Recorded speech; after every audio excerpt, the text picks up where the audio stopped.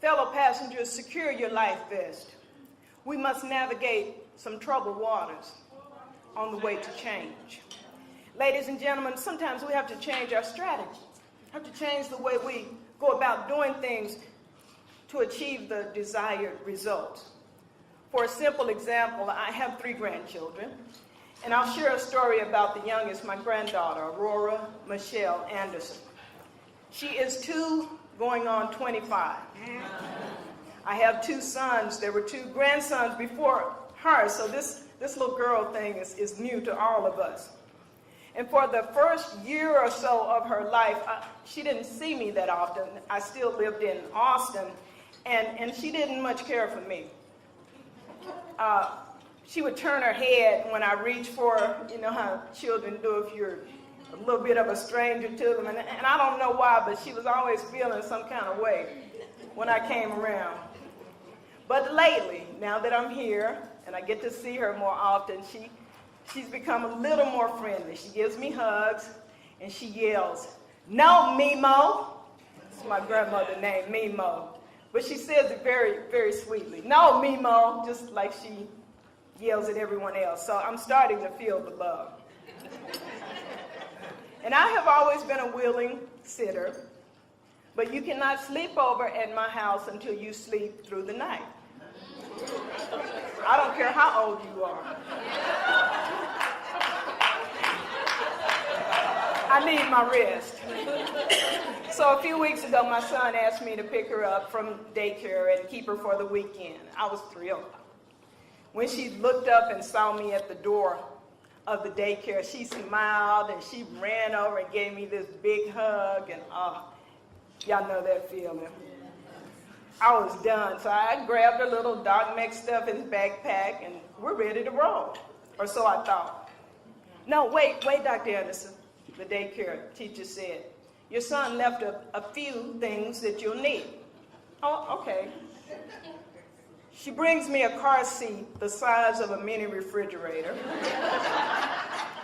a big diaper bag, 2 trunks of toys and clothes, and a box of various organic vegan snacks proportioned into sandwich bags with nutritional labels and the time and date on it.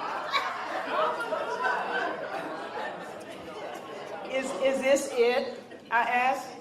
"Oh, no, ma'am, there's one more thing." And then she goes in the room and she rolls out this stroller that's slightly smaller than a riding lawnmower. It had 3 big wheels with rims on them, and a navigation system, a Bluetooth surround sound speaker system, a 32-inch HD TV, a thermal cup holder. And I was like, I'm in a car, ma'am. I'm not in a moving van. What happened to umbrella strollers and animal crackers? She laughed as she handed me the air pump for the stroller tires. No, you know what? You can just keep the transformer. I am not even trying to pick up that smart car. I have back problems. Just keep it here till next week. The child can walk. And besides, my AAA membership, I'm pretty sure, does not cover flat stroller tires. I don't need that or this thumb drive on caring for a small child. I have raised children before, successfully, you know. Well, on the second night of her visit, after she had eaten all my Jell-O, all the Cheerios in my pantry, and run me raggedy, trying to keep her safe from harm, I realized that child rearing, or maybe it's me, something has changed in the past 3 decades. I also decided we would not have to go to church on Sunday because I had been hollering, "Jesus be offended,"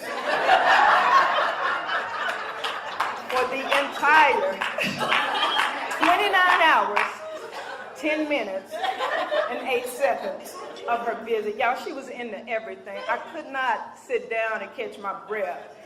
I couldn't even use the restroom. I was holding her arm with one hand. "Baby, just be still. Wait a minute. Give me a, don't move.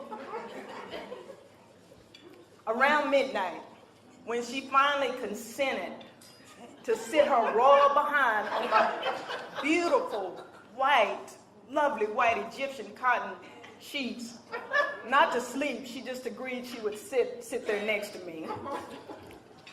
And for the next 4 hours, she loudly sang, "No, no, no," as if I needed any more reminding that I was no longer in charge of anything. When she finally dozed off around sunrise, I extracted her left foot from my right ear and frantically went in search of those instructions.